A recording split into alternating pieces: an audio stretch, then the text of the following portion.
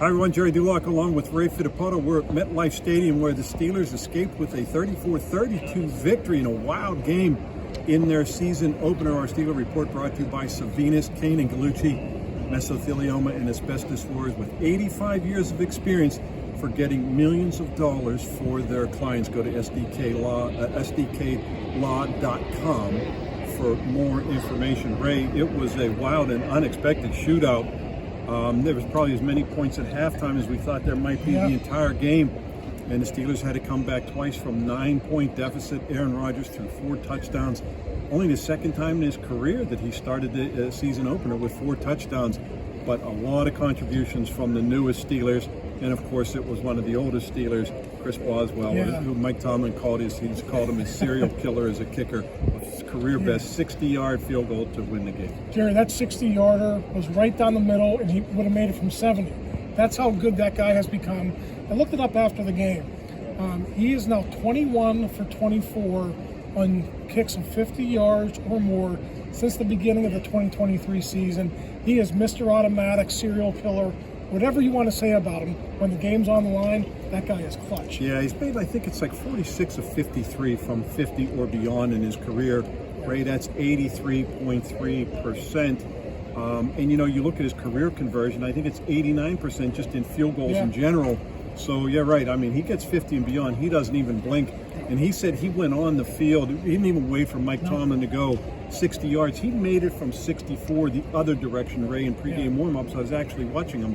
And so when he went on, he figured 60 was nothing. And that's today's kickers, though. Yeah. These 50-yard field goals are nothing anymore. And now 60, it's nobody really blinks an eye anymore. No, it's amazing how more accurate kickers have become over the years. You know, when we were growing up, you know, it was like, what, 50% percentage was okay. And now, like, 89, 90% is almost the norm. But the Steelers have a very special one in Boswell.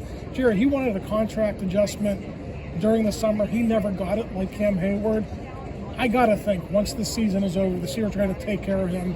I think it's only a matter of time before he becomes the NFL's highest paid kicker. Yeah, Ray, they will take care of him because he will only have 1 year left on his contract. The Steelers do not do new contracts for players with 2 years left on their existing deal. That's what Cam Heyward found out and is going to continue to find out. They don't do new contracts for guys with 2 years left. So with Boz in goes next year, only 1 year left, I'm sure they're going to do that without question. Ray, let's talk about Aaron Rodgers, though. He comes back to New York. The whole league is watching. This is a team where he played for 2 seasons, although his first season was cut short by that Achilles injury. He's age 41. People wonder if he still has anything left in the tank. And he comes out and throws 4 touchdown passes, completes 22 of 30 passes, 244 yards, does not throw a pick. And it was very impressive in a game that he tried to downplay, and then he said afterward, he says, I enjoy beating everybody associated with the Jets.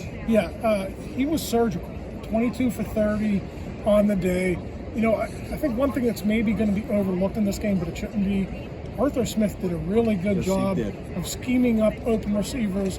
I think three out of those 4 touchdown passes, Gerry, those guys were wide open, no one within 5 or 10 yards. So Rodgers was excellent.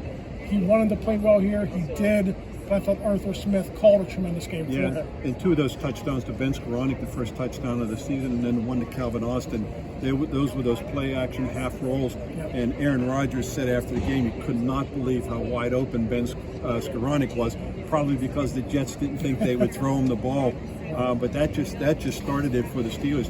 Down 19-10, and then at the start of the fourth quarter, they were down 9 points, and then the big moment, Ray. Kenneth Gainwell strips the ball on a kick return.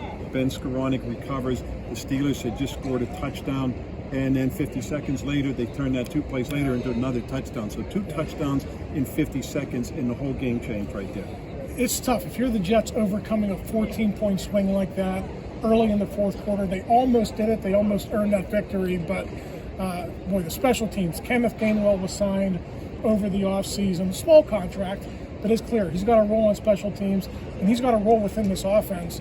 And Ben Skoranek, too. Ben Skoranek signed a $4 million deal over 2 years. A lot of people looked at that and said, why? He is one of the best special teams players in the NFL. Not only did he catch that touchdown pass, Gerry, he fell on the fumble that Kenneth Gainwell caused early in the first quarter that spurred that comeback. couple other contributions too, Ray. Calvin Austin had a couple big catches on the one touchdown drive, also had a touchdown catch, had a pass interference, drew a pass interference on the one touchdown drive. And even Aaron Rodgers said after the game, he says they kind of got screwed on the one play down the field. It was obvious pass interference, and they didn't call it. And had they would have been able to just run out the clock. But look at the newest Steelers, Ray, that made contributions, not just Aaron Rodgers, but Jonnu Smith, DK Metcalf, 4 catches for 80 yards. Jalen Ramsey, yeah, I know he causes some tiffs on the field, but that big hit at the end on the 4th down pass, separating the ball from Garrett Wilson, that's why they brought this guy in, his physicality.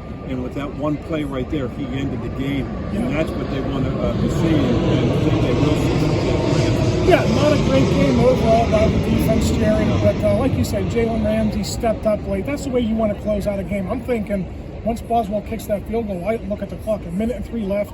The way that defense was getting bullied the entire game, I thought maybe that's a little bit too much time, but they actually did a good job on the final 2 drives. And you mentioned it, Jalen Ramsey coming up big.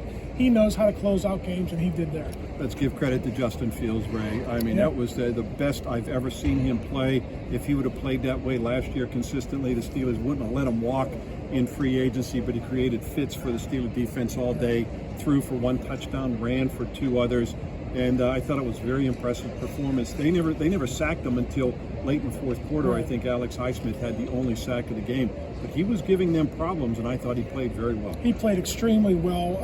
I think one thing, the Jets ran the ball very, very well on the Steelers, 182 yards on 39 attempts. I think that made it a little bit easier to dial up some passing plays for him. But even when he was under pressure, he escaped the pressure. He found receivers down the field. And he led the Steelers to a 4-2 record early last season. Never got the chance that he thought he deserved in the second half of the season, but looks like he's found a home here. Right, this is one of these games that Steelers coaches will love. They won the game, but there's so many areas where they can improve, and especially on defense, allowing the Jets almost 400 yards offense, 23 first downs, and then a couple sloppy things on offense as well. The running game struggled, but they came away with the win. They start 1-0 on the road, which they've done the last couple of games. They've been a couple of years. They've been pretty good doing that, and it was a big comeback win for them, especially for Aaron Rodgers right here in New York. Gerry, when you can't run the ball and you can't stop the run, usually that's a recipe for a loss. But the Steelers somehow found a way to win. Special teams, long kick, Aaron Rodgers, however it unfolded, they got the W today. I would have to think both of those phases have to improve next week against the Seahawks. They've got to do a better job stopping the run, and they got to get that running game going. They don't want to count on Aaron Rodgers to throw 4 touchdown passes every game. He did it today, but that's not their recipe for success. Second game in a row, Aaron Rodgers has thrown 4 touchdowns, did it to end the 2024 season. He's now thrown 20 touchdowns and only 4 interceptions in his last 10 games. Not bad for a 40-year-old guy. The Steelers, week 2, they're at home. Seattle Seahawks coming to Acrisure Stadium. For Ray Fittipaldo, I'm Gerry Dulac. You're watching Post-Gazette.com.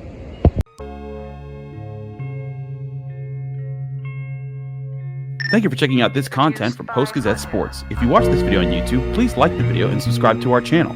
For all of the sports coverage the Post-Gazette has to offer, visit post-gazette.com.